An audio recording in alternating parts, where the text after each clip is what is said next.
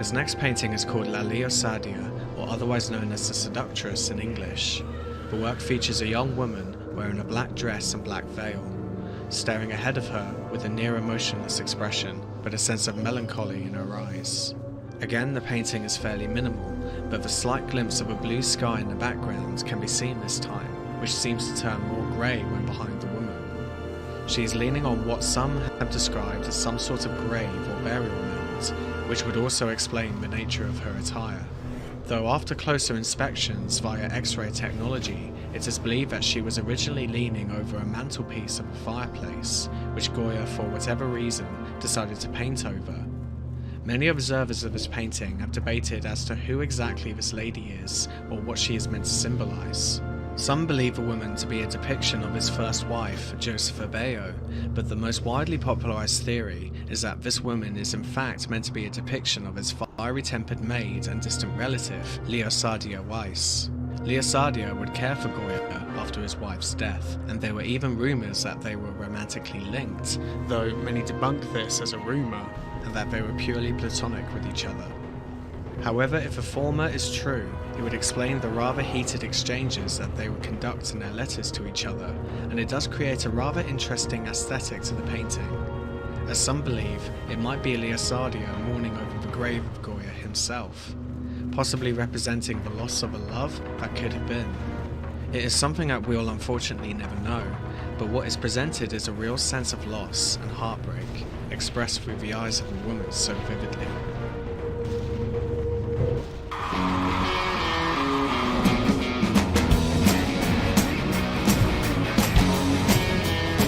If you're a music maker shopping for gear online, Sweetwater.com is the place for you. With the widest selection, best prices, and our award-winning customer service, you're sure to get the gear you need so you can keep making music. Sweetwater.com, the best place to buy gear online.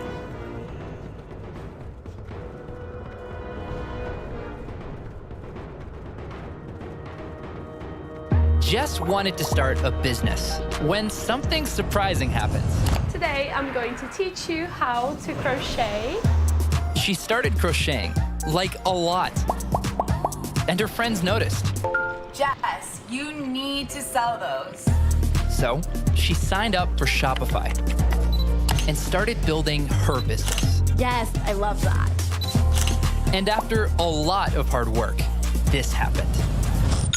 Oh my gosh, I just made my first sale! You see, every day, hundreds of businesses get their first sale on Shopify. We got ding! And the next could be you. So when you're ready to bring your idea to life And become your own boss. build it on Shopify.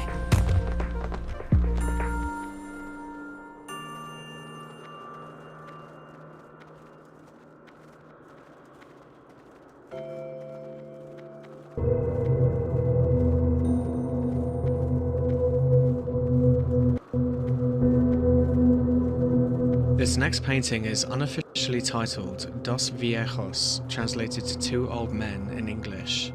This painting has also gone by other titles, such as Two Monks and an Old Man. Immediately, the intense black background of a scene immerses the viewer into an uncomfortable setting.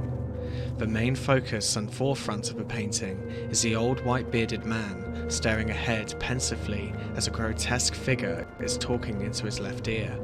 At first, I thought this deformed man was whispering maniacally into the old man's ear, but after researching further, I found the concept could actually be far more significant than I first thought. The character on the right could in fact be shouting into the ear of the old man, and given what we know of Goya's health and loss of hearing, this could symbolize Goya's fear or resentment of going deaf and mad. Some observers have regarded the man on the right as looking almost animalistic, and there is indeed a very disturbing presence that he brings to the scene, almost as if whatever he might be uttering or shouting to the old man is malevolent in nature or causing harm in some way.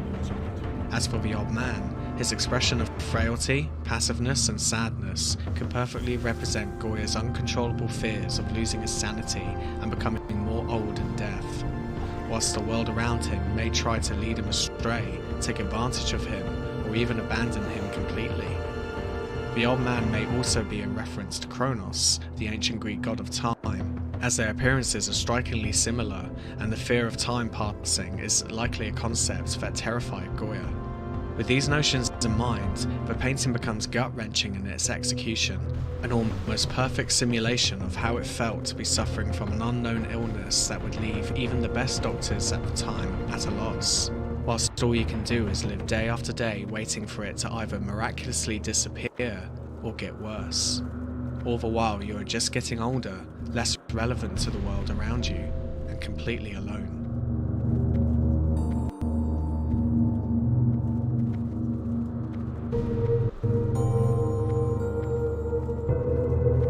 The next black painting is typically referred to by one title name, Judith and Holofernes. The painting depicts a scene from a religious literature, the Book of Judith. More specifically, the violent scene in which the Jewish widow, Judith, liberates her people by seducing and slaying the Syrian general, Holofernes. A scene that has been illustrated by many artists throughout history, including the famous Italian artist Caravaggio, which he displays an incredibly more graphic interpretation of the event. As we can see, there is no blood or gore presented in this work by Goya, with Holofernes presumably not actually being present in the painting, or at least he is supposedly meant to be out of our field of view. What we do see presented, however, is Judith herself, illuminated in theatrical style lighting against a gloomy, nighttime background, accompanied by an old woman praying, presumably portrayed as Judith's loyal maid. In Judith's hand can be seen the weapon that is about to, or that has already, committed the fatal act on Holofernes. It is not overly clear why Goya chose this subject for this painting. Some say it might be purely a homage to the tale or to other artists that painted this subject matter. Others believe, due to what we know of Goya's mind during this time, that it might have been in response to his political beliefs and a resentment of the Spanish government during this period. More specifically, Ferdinand VII, an incredibly autocratic ruler who easily bent to the will of Napoleon during the beginning of the Peninsular War, and whom Goya secretly regarded as a tyrant. The slaying of Holofernes may have been in direct reference to King Ferdinand, a kind of humorless satire that would be incredibly bold and daring for any artist to portray, especially with his close connections to the royal family. This may explain the vagueness of a painting, not displaying any actual murder or blood, etc., as even though he always planned for the black painting series to be private, there may have been a slight element of discretion when executing this work, should the theory of why he painted this subject be the case. You've worked hard. You're ready for retirement. But Caroline Levitt supports raising the retirement age. And Levitt supports a plan to privatize Social Security, which could result in devastating cuts to the hard-earned retirement New Hampshire seniors depend on. Worse, Levitt opposed the plan, allowing Medicare to negotiate for lower prescription costs. Caroline Levitt's too extreme, and she's not for us. DCCC is responsible for the content of this advertising. I have decided to name a new heir. I'm your heir. Where is duty? Where is sacrifice? Now they see you as you are.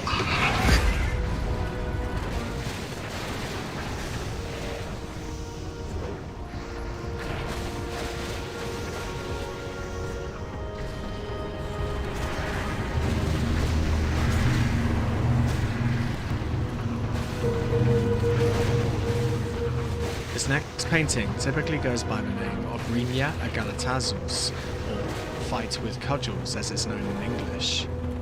This painting is one of the series that particularly stands out to me, as the atmosphere at first glance does not seem particularly dark or disturbing. The sky is vibrant, and the background is very scenic with dramatic mountain ranges. However, the foreground shows two men wielding wooden clubs and stuck in the ground up to their knees, either in mud or quicksand, curiously returning us to the similar theme of the dog painting we saw earlier. The two men are clearly in the midst of some kind of brutal fight or duel. The exact reasoning behind this scene, however, is again sadly not confirmed. Once again, however, this painting could be considered as allegorical to the political and economic situation that Spain was in during this time. As the two fighting men are typically seen by observers as commoners or peasants, this may have been an interpretation of how the public masses can easily be driven to hatred and violence. In times of great struggles, often the hatred and violence can eventually and unknowingly be aimed towards themselves, creating a vicious cycle of uprising and then ultimately self-destruction.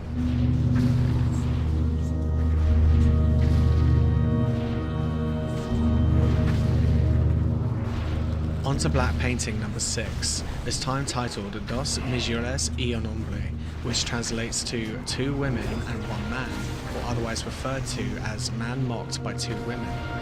We are again presented with a plain and dark background, with a rather unnatural and unsettling lighting illuminating the terrible figures we see in the foreground.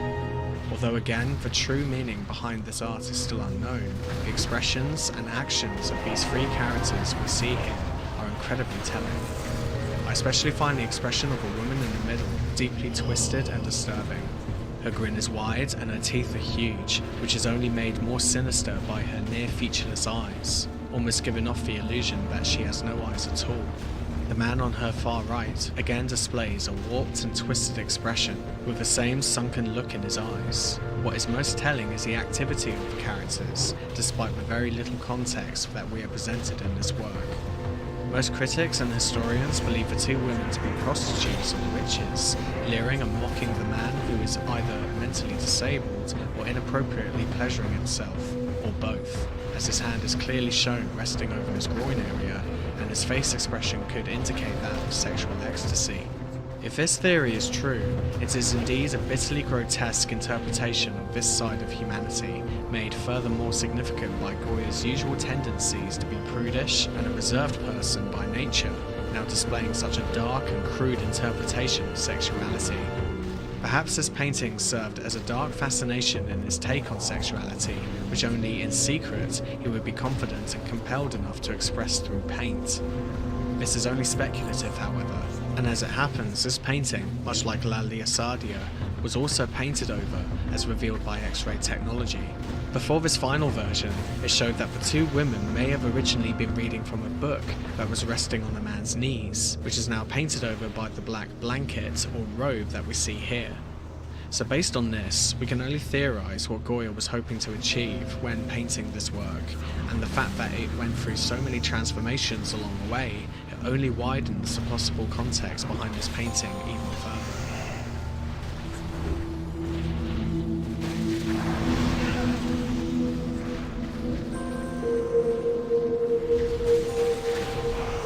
The next painting is commonly known as Asmodia, or Visión Fantástica, that translates to Fantastic Vision in English. The painting again displays a dramatic mountainous landscape, with two figures apparently levitating in the foreground of the picture, both looking terribly afraid. The male figure points ahead with fear in his eyes, whilst the female character behind him hides away her face in her red robe. It is widely believed that the boy is woefully pointing towards what is meant to be a depiction of Gibraltar, a refuge for Spanish liberals during the aftermath of the Peninsular War. Soldiers can be seen riding up to the hilltop, and particularly in the bottom right-hand corner, where a soldier can be seen aiming a firearm either at the crowd of people below or the two main characters above. There is also belief that the crowd of people marching across the landscape are actually refugees or prisoners of war, being hunted down by the soldiers that we see in the corner. This painting could again be in reference to the horrors of the Peninsular War and the brutality of the French troops during this time.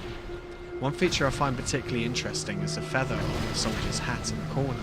Although the brushstrokes are crudely applied, possibly causing the red paint to run down over the painting like it does, I can't help but get the illusion that the feather is bleeding down over his helmet in some way.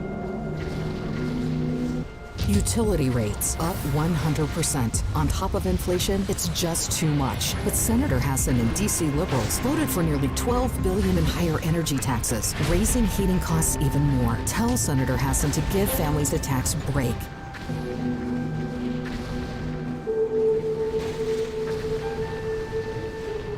This painting goes by the name La Lectura, or The Men Reading in English, or otherwise referred to as The Reading or Politicians, depicting a group of men in a darkened room, crowded around a book or a paper and reacting in different ways. The most notable face to me is the man at the back, who is looking upwards towards the ceiling with a look of shame or despair. The concept of a group of men reading doesn't seem particularly disturbing, but the mood that Goya presents, again with the dark background and haunting lighting, you can't help but feel that the mood is incredibly foreboding. Because of Goya's disdain for the government, this was likely meant to represent the hopelessness that Goya felt towards politicians when they would discuss and plan amongst themselves. As the painting is very similar in style and tone to Dos Mejuras y un Hombre, it is believed that the incessant chatter of politicians was perhaps, in Goya's eyes, as sterile as the solitary pleasure which the women are making fun of, as quoted by writer Francisco Xavier de Salas Bosch when he studied this piece. Coming back to X-ray technology, it is revealed again that Goya did in fact change this painting multiple times. Goya painted over what was originally a landscape painting with a mounted rider in the background, and the man dressed in white, even believed to have horns or wings jutting from his head. I find it fascinating that Goya would edit these works so often while staying at the villa, as it shows a real determination to achieve such a specific mindset and mood, despite the fact that these paintings were private to him, almost as if he wanted to keep the theme of these paintings consistent and match all the other paintings around the building. And even though these paintings are not believed to be episodic or connected to each other in any way, I can't help but feel that there is some conjunction between a lot of these paintings when displayed side by side. Whether that was intentional of Goya though, we can only guess.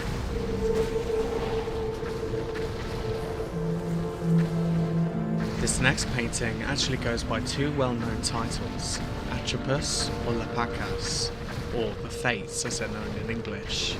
This time Goya delves into a far more mysterious and almost black magic aesthetic, featuring the dark mythological goddesses of destiny, the Moira as they were known in ancient Greece, the Parcae to the ancient Romans, and the Fates in English and European polytheism. You might know them as these characters from this particular film. Their names are Clotho, the spinner, Lachesis, the allotter, and then finally the leader of the three, Atropos, the unturnable, or the goddess of death. Their main role in mythology was to essentially govern the lives of both mortal and immortal beings, ensuring they have lived out their lives as planned by the laws of the universe. And ultimately, at the end of the life, the leader, Atropos, would cut, quote, the thread of life with the collection of scissors that she would carry around with her. The character on the left is said to be a depiction of the spinner Clotho, who appears to be holding a rag doll. Clotho is normally depicted wielding a distaff as her role involves, quote, spinning the thread of life, and the reasoning behind Goya replacing this with a doll or newborn baby might be a more direct allegory or reference to the beginning of the life. We next see the character of Lachesis, who is in charge of measuring the thread of life, and again has been reimagined by Goya, holding a magnifying glass. This could be a reference into how we always look back on our lives and analyse our actions and accomplishments, longing to solve every single detail. And finally, we're introduced to the main figure in the foreground, stripped to the waist and with his hands apparently tied behind his back. This is given the suggestion that he has been held captive by the Fates, and is a symbolic representation of how none of us can escape our destiny, and of course our own death. It completely resonates the mind of Francisco Goya during this period in that aspect. As someone who was constantly living in fear of his own mortality, this painting perfectly encapsulates such fears in the weakest of ways. It is also debated that the man could represent the ancient Greek mythological character Prometheus, who was harshly punished by Zeus for stealing fire from Mount Olympus to the mortals, and set upon the peak of a mountain to have his liver plucked and eaten by an eagle every single day, as his immortal liver would grow back again.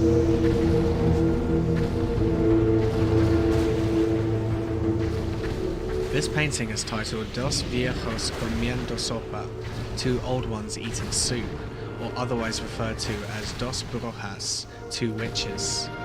The reasoning for these two extraordinary titles is due to the fact that it is not made overly clear what the exact gender of these two characters actually are, as of course Goya never confirmed this. But what is undoubtedly clear is the uncomfortable atmosphere of such a mundane act that Goya presents. The face of a central figure is grimacing in a fashion similar to a witch or hag.